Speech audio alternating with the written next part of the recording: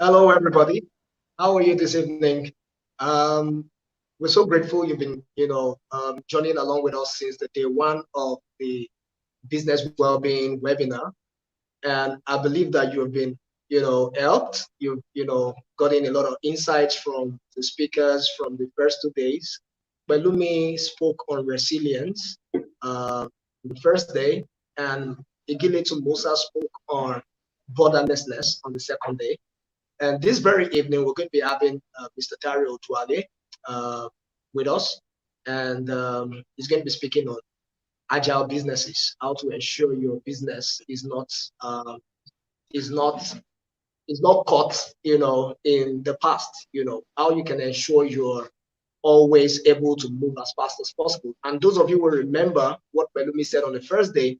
He said that speed is very essential, matter of fact, before precision right now, because you're trying to ensure that you're able to fail as fast as possible so that you can have the best, iterations of your project and your ideas and all of that. So we actually anticipate that today will be a massive investment, for you, and you would actually have a lot of, testimonials after this session.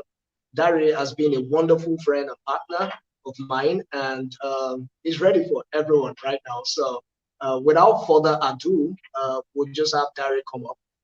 Thank you very much. Okay. Good afternoon or evening or morning, wherever you are joining in today for today's session. You're welcome. We'll be looking at harnessing agile practices for business resilience. The way I've been given, that's the way I've been given the topic to look at today. However, before I just dive in, I would just like to start with the fact, I would like to start with that statement that was just mentioned now in recapping from the session from day one around the fact that speed has become even more important than precision.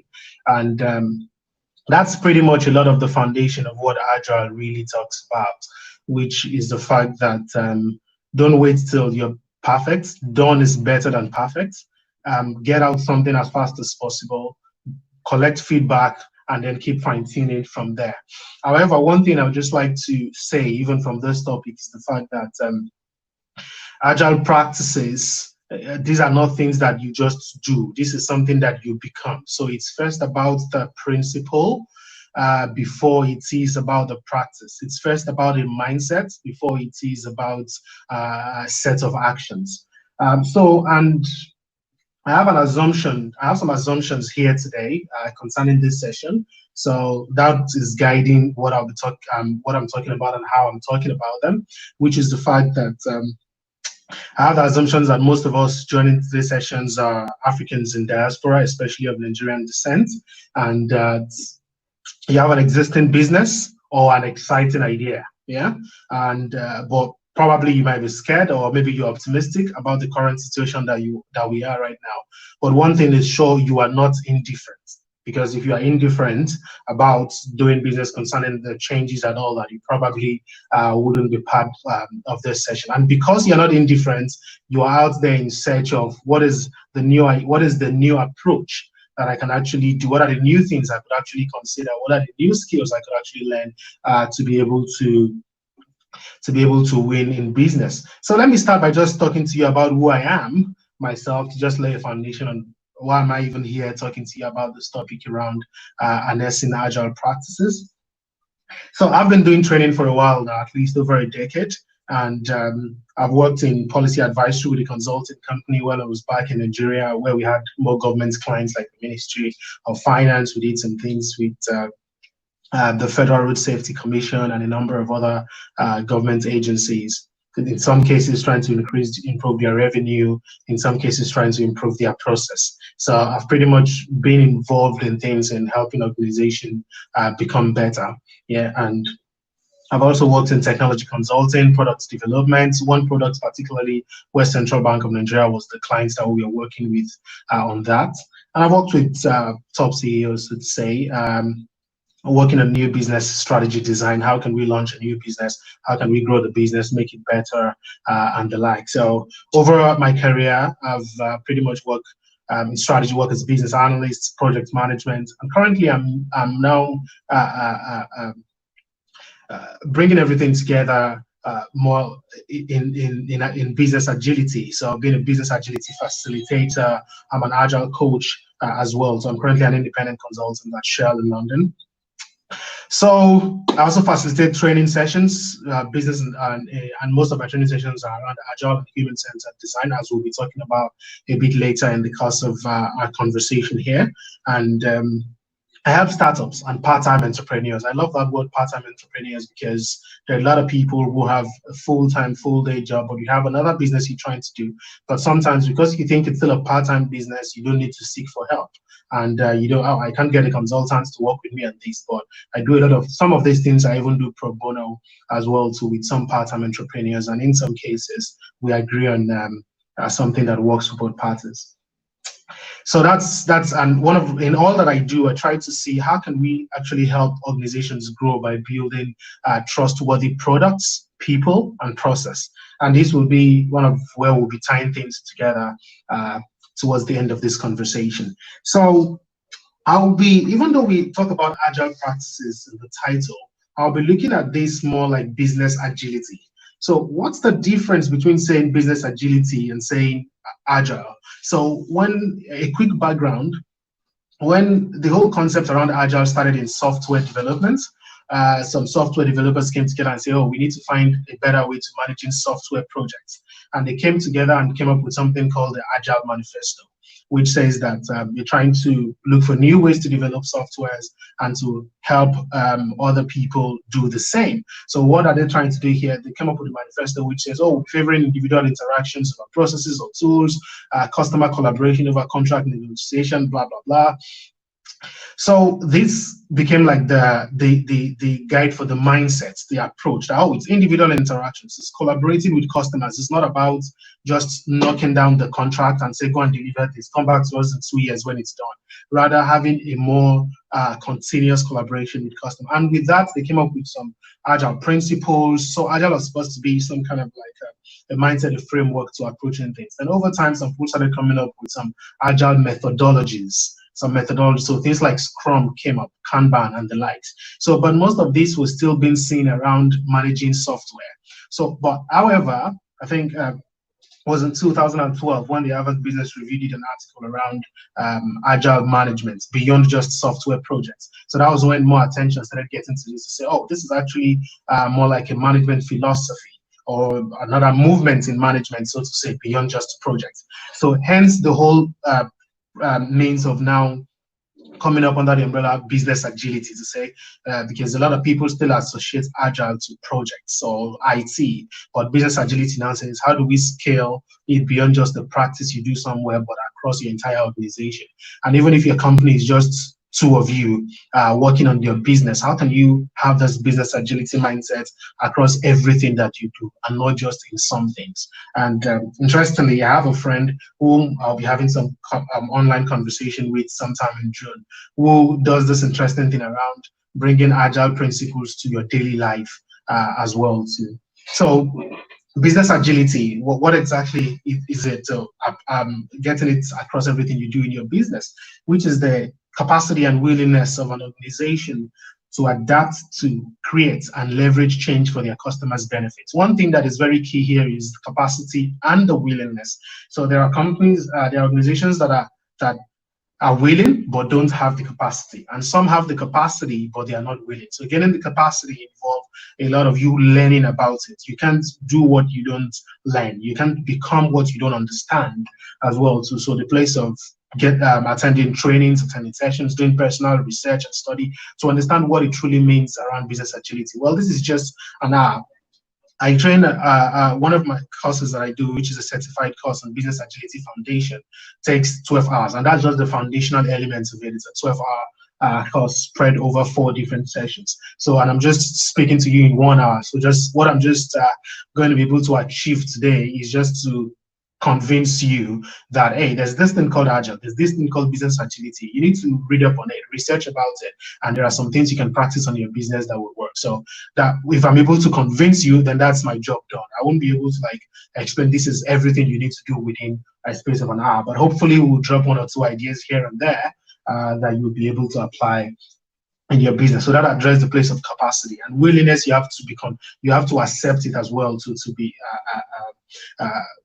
to want to do this in your business. And why do you want to do this really? It's the last word there, which says for your customers' benefit.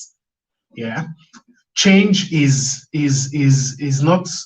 more frequent today. Even let's COVID-19 aside, or the new normal, as it's been said a lot aside now. Change has become more frequent today. Why? Because of digital. You can do a quick search about something online. You can, even if you are a tailor and you sew clothes, someone can check tailors near me. So they can see their website, see their social media, see what they are offering, see the options, pick up the phone, call them to find out what their prices and what a view is. So unlike when that was not existing before, people are locked to you as a cut. But now, because different people are doing different things, the digital media is showcasing everybody so well. So it's important for you as much as possible to be on top of your game. As things are changing, you're not just behind. Yeah, you are leveraging change. And I also love the fact that you're not only waiting to adapt to change. Sometimes you create your own change from inside as well. So just like Steve Jobs was saying, sometime they were going to make some change on their product, and someone said, "Oh, that is going to affect what we already have that is winning in the market." And he said that it's better that we blow up ourselves and someone else come from outside to blow us up. Yeah, so it's very important to think about the fact of creating change. So we'll get to that as well, to where we'll be talking about the growth mindset. We need to be able to look at it to say, yeah, it's always worked, but we can do better. Business agility is challenging the mindset of where people say, if it's not broken, don't fix it. Well, like, you don't need to wait for it to be broken. You need to have a mindset of continuous improvement, getting better in whatever you do in business and even in your everyday life. Okay, so let me move on from that. So I talked a bit around some personal case studies on how I've actually done this whole concept around business agility. So there was an agricultural data project that we were working on with the Central Bank of Nigeria before I left the country, and we're to create something around, how can we collect quality agricultural data to improve the loans they were giving to farmers. So in the course of the conversation, we didn't just go ahead and say, oh yeah, we can do this, we can do that, blah, blah, blah, and all that. So I had some conversations with the Bank of Agriculture in Kaduna that I had to do as well. So in some of all this, I didn't just go there and say, this is what we can do. When at least with a first iteration, your MVP does not necessarily need to be a working product. And when we say the MVP, sometimes people think, oh, we're just talking about software, but these whole concepts can be applied across board. You might maybe you want to start a restaurant, to start selling food or something. You don't need to open the shop to have you as your MVP. You can start cooking from your restaurant and let your friends and family patronize, from your kitchen, and let your friends and family patronize you, and you take it, you deliver it to them or something like that. Over time, you capture their feedback, you improve your recipe. I mean, I think that's how even KFC started, for instance. So this whole concept around starting small, testing fast, failing fast, growing quickly, it's not a new thing. The whole concept around business agility is actually harnessing all this knowledge, taking out the things that are no longer working, improving on the ones that can be made better and all that. So I did that with this on this project. We got an MVP presented to them in the first interaction, and every meeting we had, we captured feedback. We're able to refine the product, and this is not a finished product. We're building as we're discussing.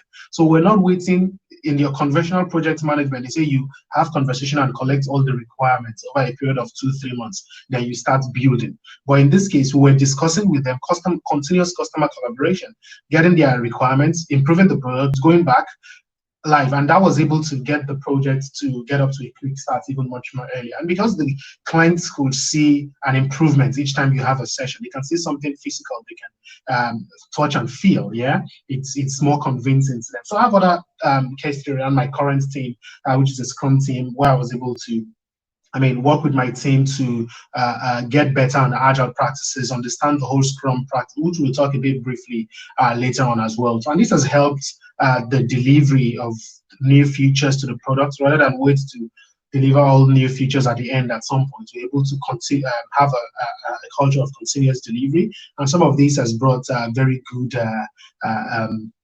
what's it called? Very good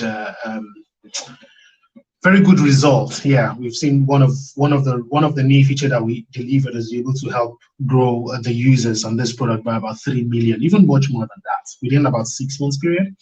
So, and there's a project I'm currently working on, which is looking at a large-scale graduate internship program. So I'm working with a team of people on this project, and one of the things we're doing there, which we'll talk a bit later on as well, too, is being agile in this whole thing. We come up with like a design sprint. We'll talk about it briefly later. So, which is the idea that you start on a Monday with a problem. By Friday, your customers have something that they are testing. So rather than wait to figure out everything, just go out there with the level of understanding that you have. Get feedback and come back to fine-tune your process. I mean, that does not mean you just go out without nothing. But so what the whole concept is, rather than try to get depth in a very broad area, try to get some depth in a narrow area, and then go with that, get some feedback, and then fine-tune your process or your product in that. So now let's talk about Agile and agility.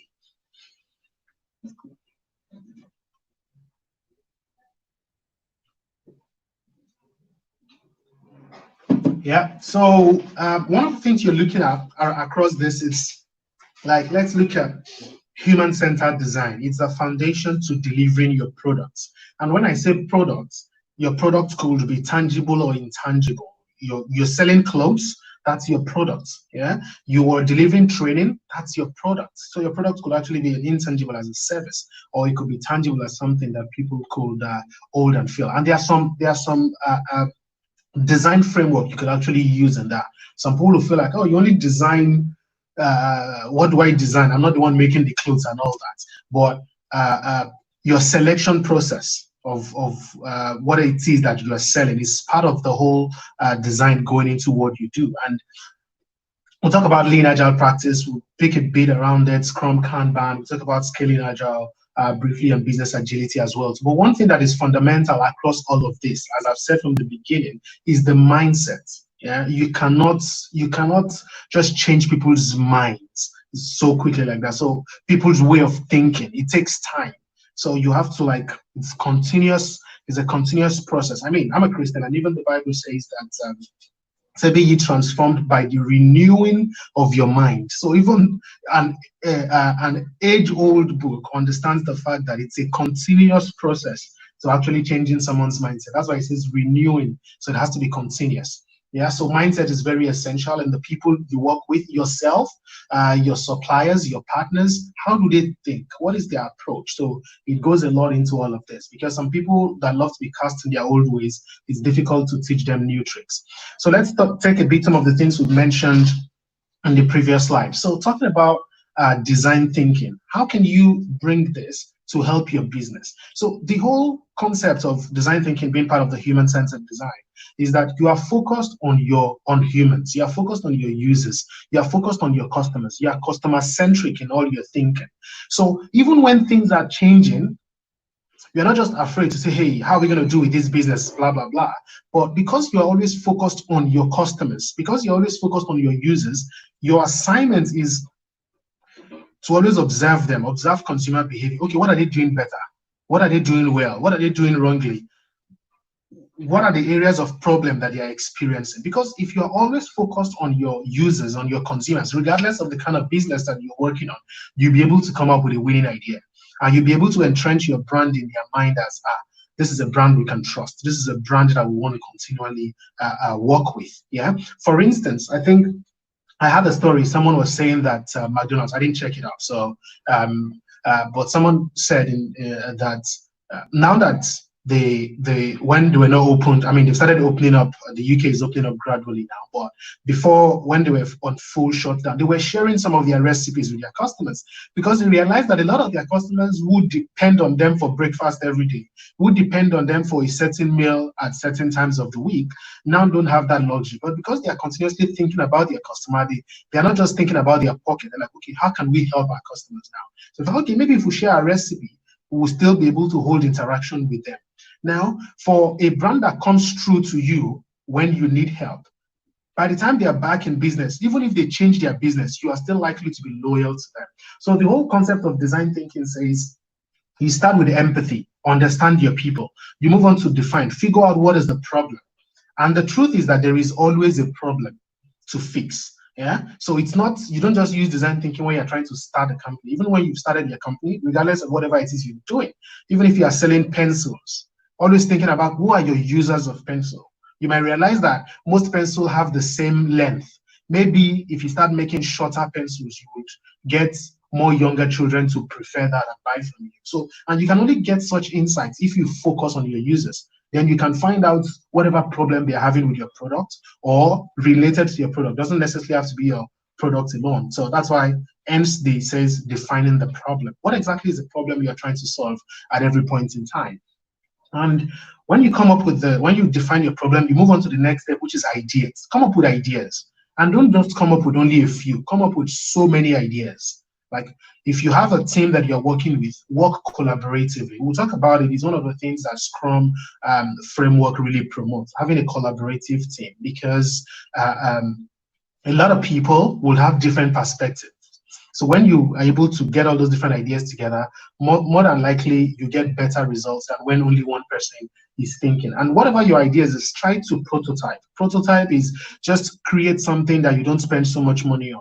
Yeah, so you want to, you think that people now, maybe you were selling clothes, for instance. Now a lot of people are at home. Maybe people don't have enough free house clothes as they are supposed to have at home because they're always used to just going to work, coming back, changing to their sleeping wear. But now they need clothes that will be more comfortable. Very importantly for someone like me, that I don't need to iron. Man, I'm at home. I think this shirt I'm wearing today, so I did a bit of work. So I had to iron this shirt for this session. But before today, I prefer to just get things that are more sporty, that I don't need to press. So these are the kind of things you would get when you focus on your users, and you'll be able to test it out. So before you go out there and buy 500 pieces, can you just buy 10 or 20? That is you getting a prototype. And if you're the one making the clothes, you make only if you get feedback and move on from there. Then whatever it is, you test. And in the process of testing, you're getting feedback and you are refining it. So you might realize that, people actually love the shirt, but they will prefer the short sleeve to the long sleeve. So that is you testing and getting feedback. And then you go on in that process again as well to then continuously. So let me move on to the next one, which is design sprints. I like to talk a bit more on this in the sense that I love the design sprints because it forces a timeline. So it's very similar to the design thinking points I just mentioned. But let me also quickly clarify that design thinking, even though it was initiated or promoted by a company called IDEO, it is now gotten wide acceptance that that is not just like the only framework you see for design thinking. Yeah, different organizations come up with their own and say design thinking, this is what it is and all that. Yeah, so companies like IBM came up with something called the Loop, and they call it an enterprise design thinking with just 3 steps that says observe, reflect, make. Yeah, so and they also call that design thinking. Yeah, so the whole idea of design thinking is just that you are focused on your users, get feedback from them in making your products, getting continuous feedback and continuously making whatever it is you're making. So this design sprint was actually promoted by Google Ventures, and it's around the fact that you can actually, just like a sprint, yeah, you dash, you run quickly on something. So within a week, you can start from a problem and get to a solution. Then you get to the next week, starts the same way again. So on Monday, you gather your team together collaboratively and like, what do we need to focus on this week? And you're coming up with all the challenges, all the problems, very similar to like the design thinking process we just looked at. You throw out all the problems there, and everybody discuss, and then everybody discuss through the problems and make a decision. So, okay, this is the one we are going to work on. Yeah. So then you move on to Tuesday. You make some suggestions around ideas. So you throw out so many ideas to that one problem that everybody has picked that you want to work on. You remember you've listed so many problems on Monday, but by Tuesday, you're just facing one of those problems. Then you're suggesting different ideas for your solution. Then by Wednesday, you pick one of those because it's a long process to compare all the different options you have to compare and contrast and get which one is best for you. You pick one of the solution, and then by Thursday, you build a prototype. By Friday, you are testing with your customers already. I mean, I know that this is not something that would definitely work for some people. If maybe for you to build a prototype, it requires you buying something that might take weeks to come or something. But in as much as possible, this is something that just forces you to deliver rather than spend 1 month talking about what you want to do. Oh, we are trying to build a website to collect people's data, blah, blah. Before you build the website, why not build a form on Google Forms to collect the data that you need? Then over time, as you keep getting better in your process, then you can move ahead to getting the websites done. Because the problem, what I love about the design sprints is that it gives you no excuse to procrastinate. The reason why some people have not moved from idea to business is because they keep procrastinating. Oh yeah, I'm still doing some research. I'm still doing some research. No, do the most research you can do in 1 day. Pick one approach, test it. If it fails, drop it, pick another one again on Monday. But it doesn't mean that you are jumping from one thing to another. You are still focused on the same area of things. And that leads us to something which I'll just quickly talk about. I'm still on this slide, but I just mentioned the place of purpose. So whatever it is you want to launch out to do, you need to clearly define your purpose. So that's what gives you the guidelines. That's what gives you the fence that makes sure that you're not jumping around from different things. So if your purpose now is to help little children that are at home. So, and one thing that is very important is that in your business, in your ideas and all that, try as much as possible not to focus on your solution that you have. Focus on the problem that you are trying to solve. There are two different things. Because if you focus on your solution, you become emotionally attached to it. When it doesn't work, you find it difficult to pivot to something else. But if you focus on the problem that you're trying to solve, if your first solution does not work, you come up with a different solution. You come up with a different approach. You come up with a different idea.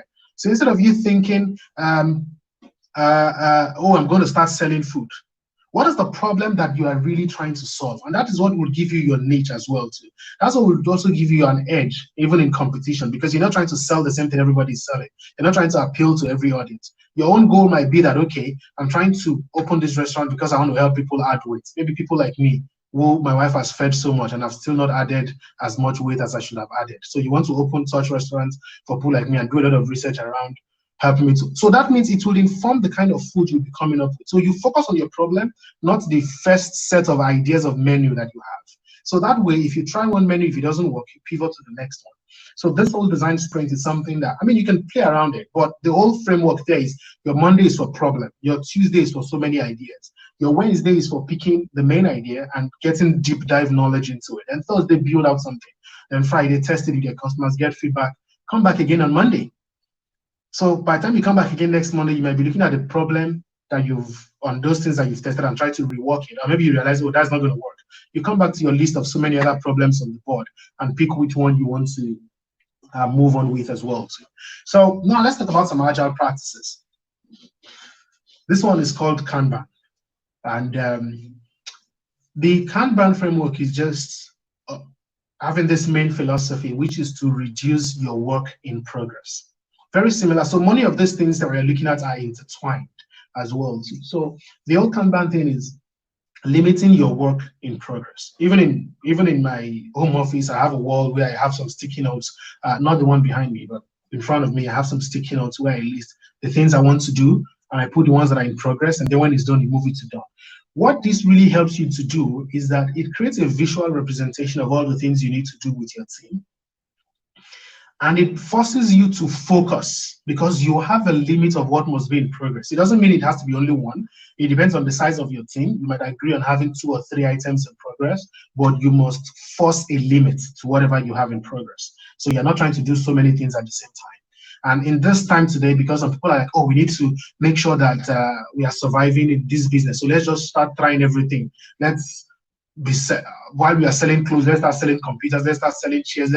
By the time you're doing everything at the same time, it's difficult for you to even get real feedback on which one is working. So you do one for a period of time, give it a bit of a time. If you get some feedback from it, you can add something else to it. But don't try to do so many things at the same time, regardless the line of business, whatever it is that you're working. This Kanban is something that is very seamless to just adopt with your team. It's like, do we have a physical board if you are all in a physical location? Should we create a virtual board to work with? There are different tools depending if you have a large size team. Anyway, there are different tools that you can work with. Yeah, there are things like Jira. There are things like Microsoft Azure DevOps, and there are other new ones like Monday.com. So some of those things are just online based. You go in there, you put in your stuff, and wherever your team is, they can see whatever it is you're working on. And if you are the only person who is a team to yourself, you can have a physical board in your house for your personal project. This is something you can even use in your personal life as well. So it helps you to keep record. What do you have in progress? And then just like you have some things in the backlog, which is, these are all the items that I need to work on. And if you have a new idea, you don't just pick a new idea and push it in progress. You put it in your backlog. You make sure you finish one before you pick the next one. So that's the whole concept around Kanban. So next is Scrum. And Scrum is more like a team way of working. This is not so much, you can adopt some of it if it's just one or two of you, but Scrum is much more effective if you have a team of 3 and a maximum size of team for 11. So a Scrum team should not be more than 11 people. So, and the reason for that is because when you have too many people, you get into the whole idea of talking too much rather than doing. So it's difficult to agree on something and all that. Jeff Bezos even popularizes something that says that a team should not be larger than what you can feed with 2 pizzas. So when the team is just too large, there's different diversion. So, but that doesn't mean that if you are more than 11, you can't use this. What it just means that you can now have separate teams. But this is a team working on this and this is a team working on that. And the whole idea of Scrum is to say that you have a team that comes together, that collaborates together on the project, and is a cross-functional team. So now, many people who might be individual entrepreneurs or something, that you're working alone, you might feel like, well, I can't really do this. But yeah, you have a team, directly or indirectly. The person who manages social media for you, the guy who is helping you with your website, the other person who writes your copy, the other guy who supplies whatever it is you're selling in your business, for instance. So these are more like your suppliers, which you can find a way of adopting some measures of this as well too. And even though you can't use this perfectly in that kind of environment, if you are relating to your different suppliers and partners as your team, but you might be able to have some elements of this that can work for you. Although this is in the Agile community, when you start saying things like picking what works for you from Scrum, some people are going to push back and say, no, it's either you use it totally or you don't use it at all. Yeah, but depending on the context, if you just have a team of 2 and you want to do this, it doesn't mean that you can't find a way to make it work.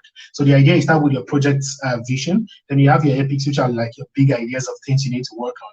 Then each of those epics get broken down into little items that you need to deliver. Like an epic might just be now order new sets of new style of shoes, and then your user stories can have break down the different style of shoes that you're willing to consider or research on and all that. Then the idea of Scrum is that whatever it is you are delivering, maximum within 1 month, you must deliver something new within a period of a month, within 1 week to 1 month. Yeah.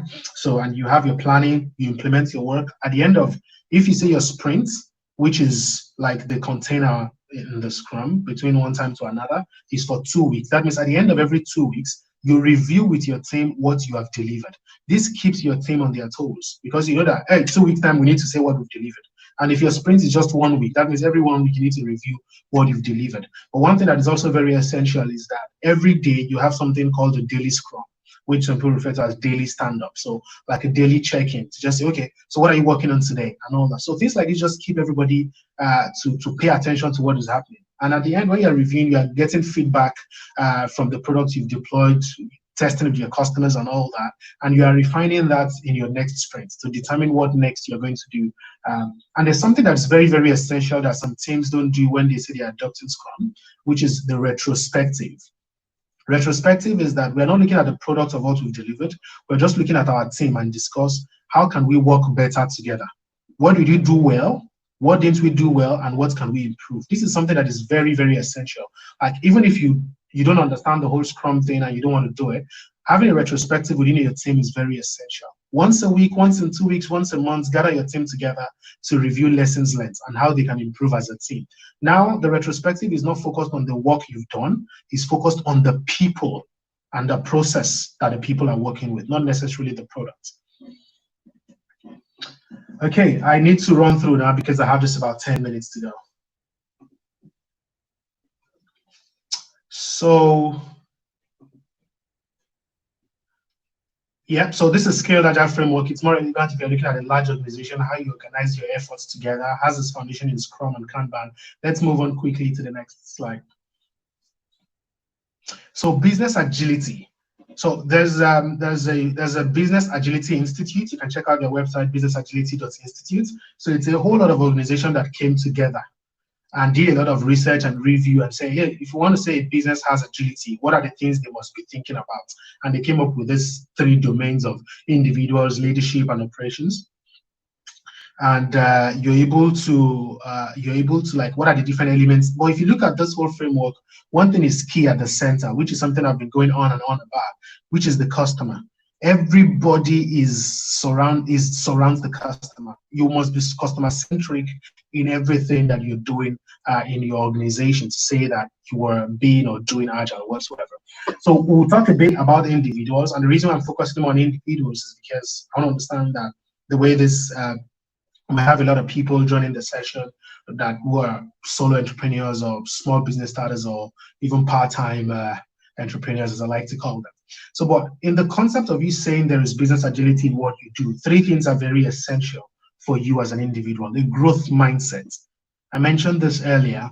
You need to, the growth, there's a book called Mindset, and it talks about fixed mindset versus growth mindset. The fixed mindset believes, well, I am who I am. I can't learn new skills right now. I'm just going to focus on what I can do. Yeah. But growth mindset is the person who believes I can learn more, I can improve, having a continuous improvement mentality and a continuous learning culture. And the next thing there is the craft excellence, which is that whatsoever you are doing, you do it well. Whatever your hand finds to do it with all your might.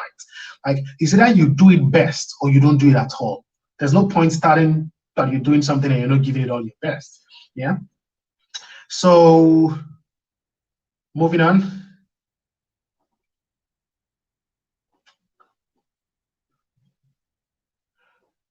Okay, I wanted to just go. Ownership and accountability is self-explanatory, so I wanted to move on clearly. So you just need to know that everybody needs to own their work. You're not giving direction to anyone and all that. So I'm trying to wrap up gradually now. And this is like, think about these things in whatever situation you are, whether it's pre-COVID, post-COVID, COVID-19, or whatever. Change is something that would always happen.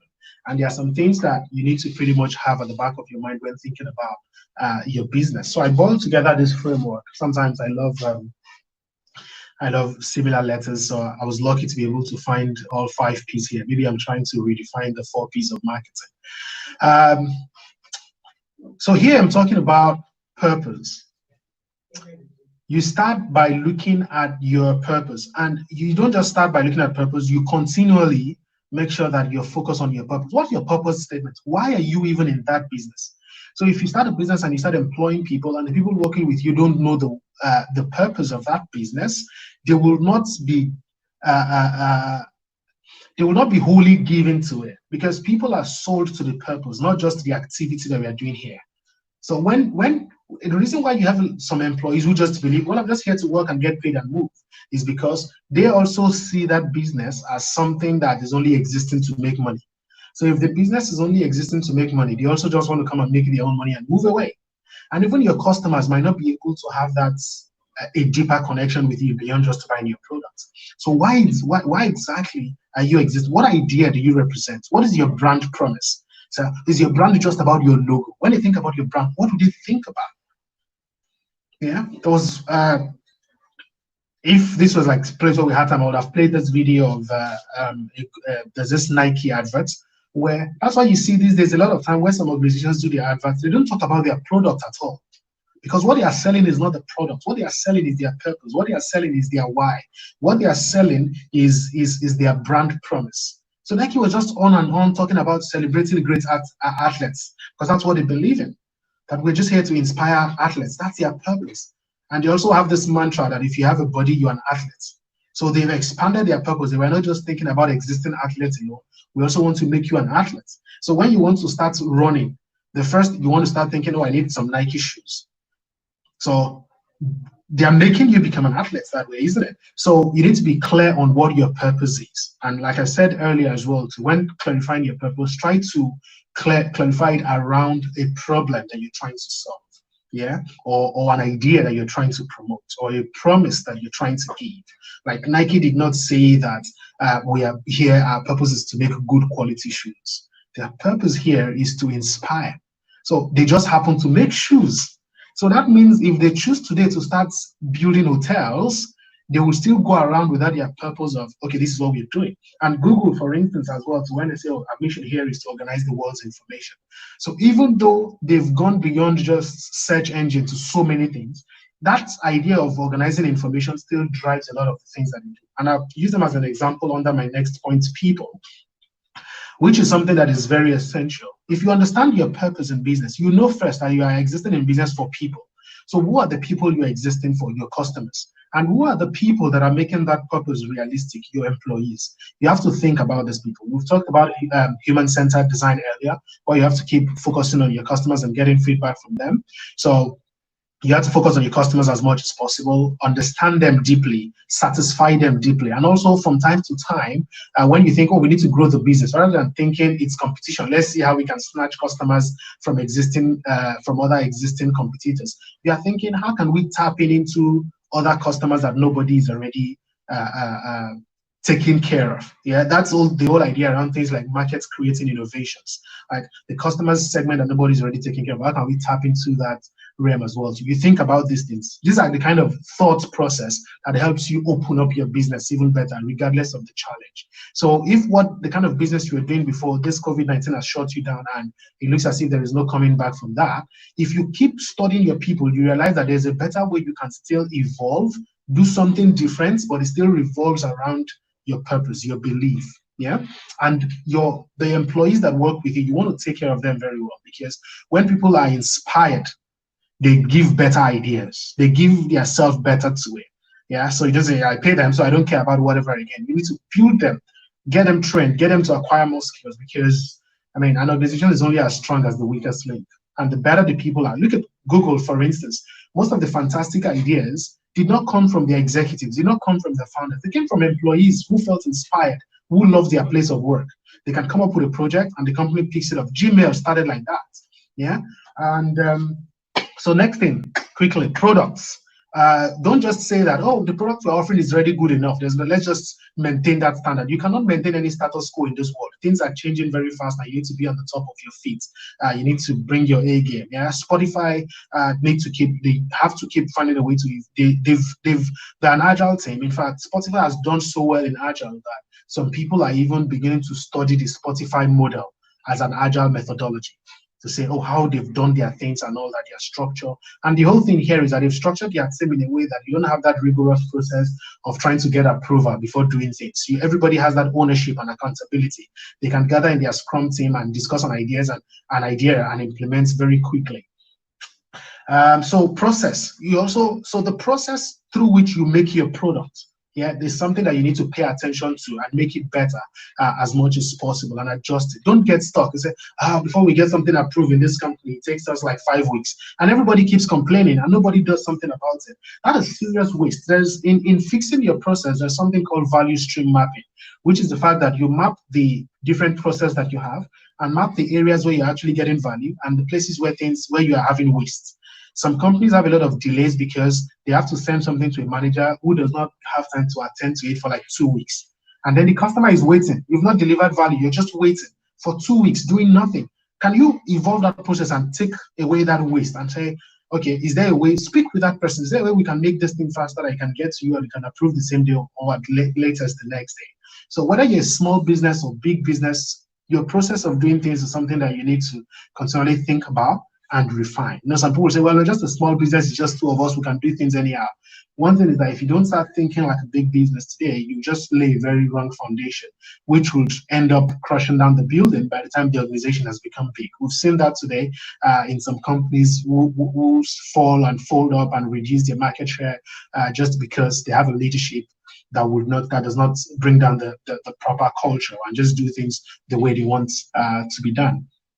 And talking about culture influences your process as much as possible, but there's no time to go there. Then finally, profits. You are in business to make profits. Yes, we know, but that's not your purpose.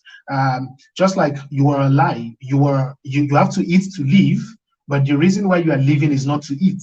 So that's it. So you make that profit to be able to sustain the business. But one thing you need to be very careful of when you're looking at your profit is that don't be carried away by short-term wins that would jeopardize the opportunity to get some long-term returns. Because right now that business are a bit slow. Some people are just thinking, how can we make more money? How can we make more money?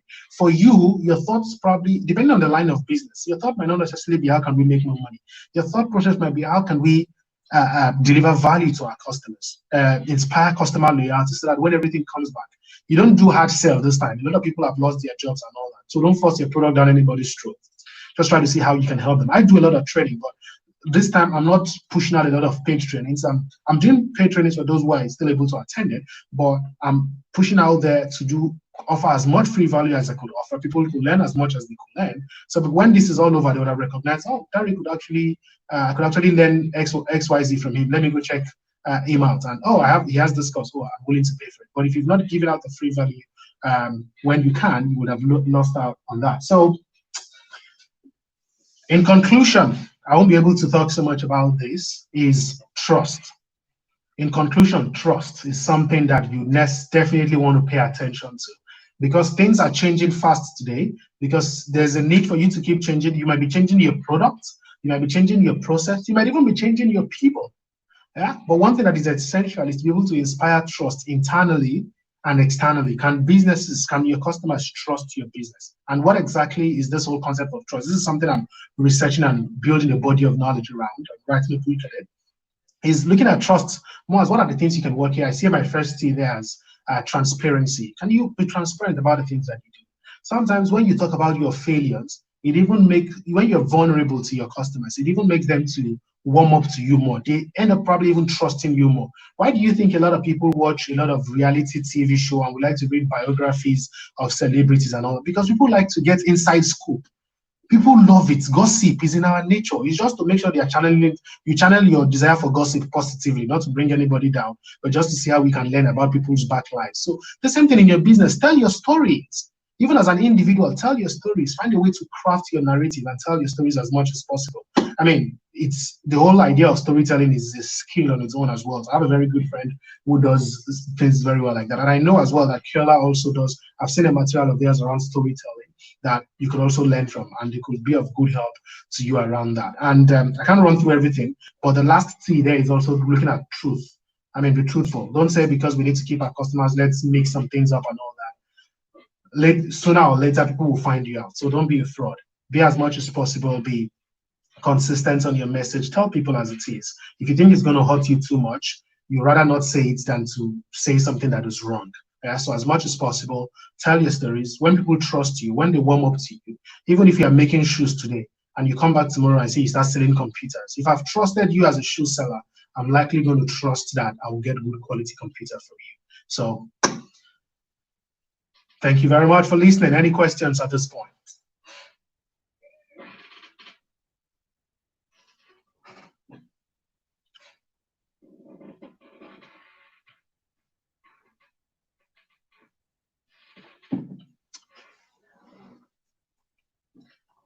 Any questions, or over to the host?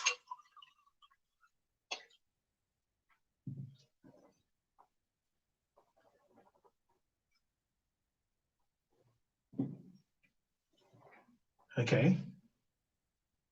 I don't know if the silence means that I should just drop out of the call and run away, or I should keep talking.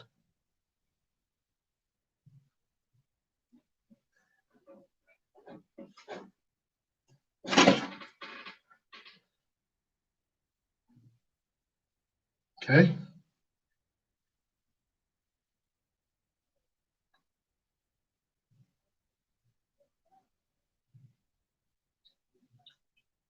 I guess maybe okay. Sends me a question. All right, someone says, okay.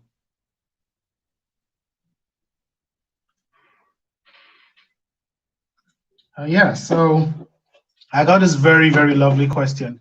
How do you use agile practices for raising talents? That's a very lovely one. There are some body of knowledge and trainings around agile HR. Some of them call it agile talents. You can Google and get a few more learning on it. But one of the things I'm just going to talk about quickly there is the fact that, one, like the Scrum framework that we talked about, which is bringing cross-functional teams together. bringing cross-functional teams together. So you have to change organization from the way of this is the finance department, this is the operations, this is the software development department and all that. If you have a project, you pull people from different skills and pull them together to work together continuously as a team. Yeah, so they're not having the us versus them mentality. People can come together, and when people collaborate together that way, they're able to there's a cross learning. I'm able to listen to what somebody else is doing in their place. We converse, I'm learning. So there is that's the whole place of learning on the job to start with. When people converse together much more regularly, they get to learn on the job. And also there is one of the practice a lot of organizations still do today that I don't really buy into it, which is the place of we have this annual appraisals or biannual appraisals. Many of those appraisals are subjective, because you can't remember the good thing that the person has done since the beginning of the year. It's whatever just comes to your mind, you give them. But the concept around agile practice is that you evaluate people more on the go. We have organizations who are adopting this more now, like more one-on weekly check-ins. You converse, you discuss where's the person struggling, you provide feedback and things like that. We're not waiting for the end of the year to capture things like that. And when you have an agile team, they have a project they're working towards, they deliver. And now a lot of people still see as, oh, it's IT projects. There's things around agile marketing as well too, where you pull everybody together. So instead of the copywriters just writing his copy and handing it over, and the graphics designer doing his own, and the social media guy just publishing it, everybody comes together as a team.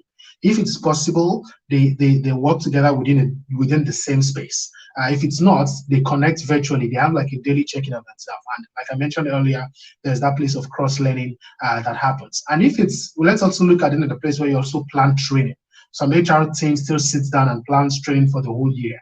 But you don't do that if you're being agile to start with. Is that you need to be able to get feedback from the people. What do they want? What are the problems you are experiencing? Get feedback from there. Then plan the trainings, deliver the trainings, get feedback from that. What next, again, is essential. So we can have a list of trainings that we want to deliver for the whole year, but it shouldn't be a cast in stone list. We make sure it's meeting a problem, it's meeting a need, the stage of the organization, the need of the people, and at the end of each training, we get feedback to understand what is the next best thing for them. Somebody else might think, oh, I want to learn X. Then they learn X. And they've probably told you before that after X, they want to learn Y. But in the process of learning X, they realize that, oh, I think I actually need to learn Q. So that if you're being agile, you can respond. But if not, you just say, oh, well, we can't do that.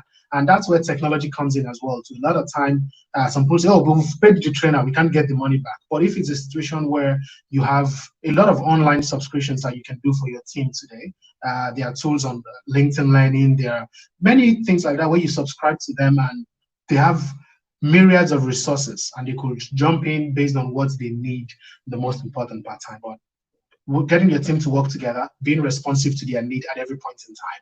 These are two major ways to be responsive. Yeah, what are the failures attached to agile frameworks? Yeah, so one of the, nothing is perfect in its case, but they are more effective to start with. However, there are still some teething issues. And one of the bigger challenges that make things fail as well too is the level of knowledge of the team concerning the framework. So and if you're looking at the Scrum framework, for instance, one of the rules prescribed in Scrum framework is that you should have a Scrum Master. And the role of the Scrum Master is to help the team understand Agile. The Scrum Master is a team coach. Okay, I think someone is listening to this in the house and passing beside me, so I can hear the sound. Yeah, so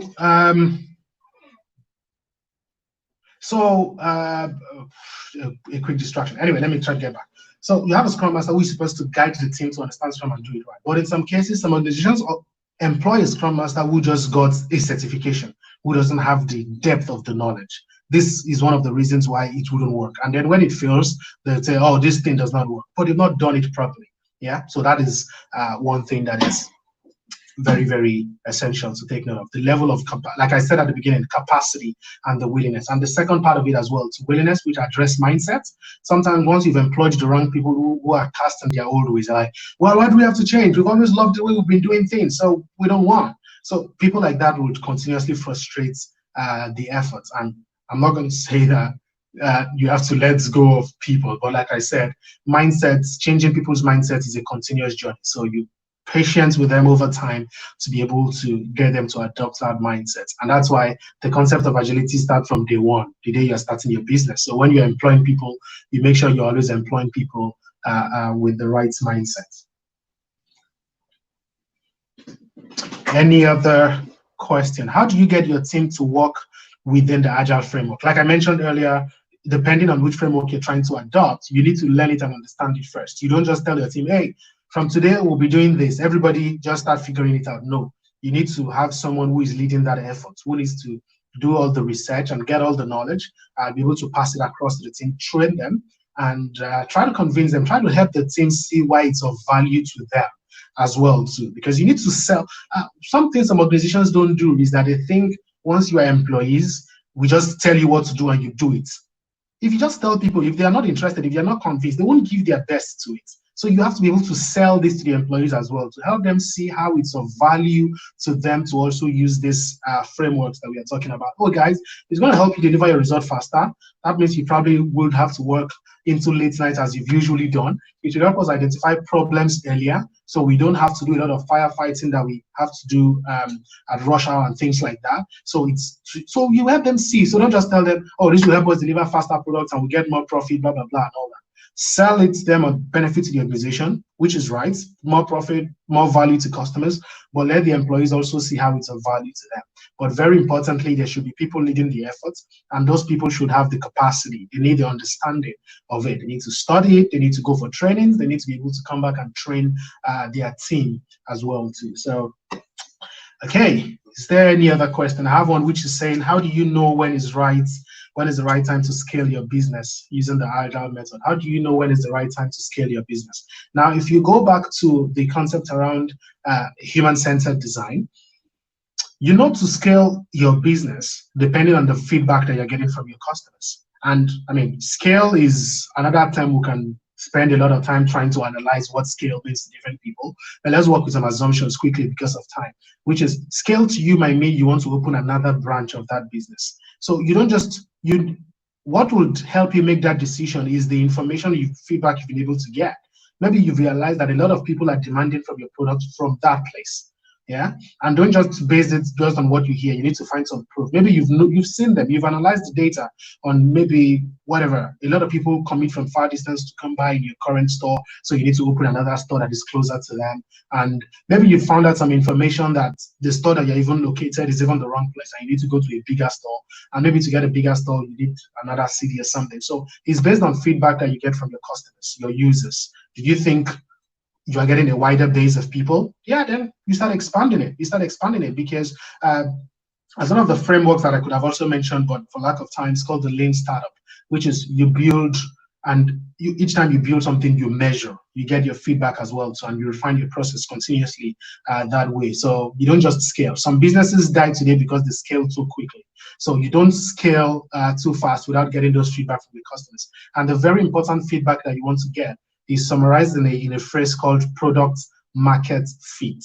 Product market fit, which is, have you gotten it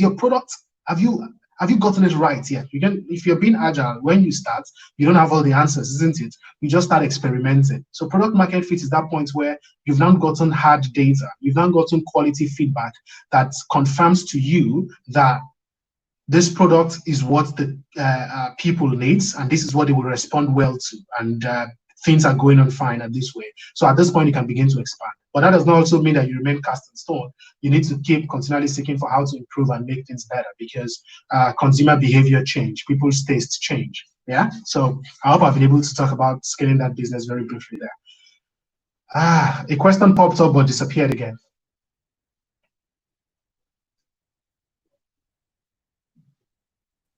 Any other question? All right. We'll close. Great. Thank you so much, Dare. Really enjoyed your session, and I think it's obviously 1 hour is not sufficient time to talk about agile practices, but you've done a wonderful work, of trying to introduce us to it. So we really appreciate you, and I feel that your contact has been put on the on the screen, I guess. So people could actually, hook up with you if they need to, learn more about this, right? So at the same time, okay, yeah, so Darius on LinkedIn and Instagram, so you could, reach out to him if you want to learn more about, agile practices, and if you need him to introduce your team to, these practices. At the same time, Kiola is offering a free consultation for as many as desire to, take their businesses, one step further, So on the screen, you're going to see where you can actually reach out to us. So Kiola is going to be offering a free consultation to you if you need that for your business, because our target is to get Africans in diaspora to actually be able to build businesses on the continent, leveraging on the talents that are here in Africa, as it were. So in that way, you're giving back to Africa, and in that way, you're also helping yourself to have multiple streams of income, as Pelumi mentioned on the first day of the conversation. So thank you very much for joining us on this 3-day journey, and thank you once again, Mr. Darren. I really appreciate you. Thank you. Thank you very much for having me. Thanks for everyone for attending. So yeah, keep in touch. Principally for me, LinkedIn is like my strongest place where I'm present online. So thanks everyone. And I can put in a word for Kiola. I have some conversations with the team there. They are very, very brilliant set of people.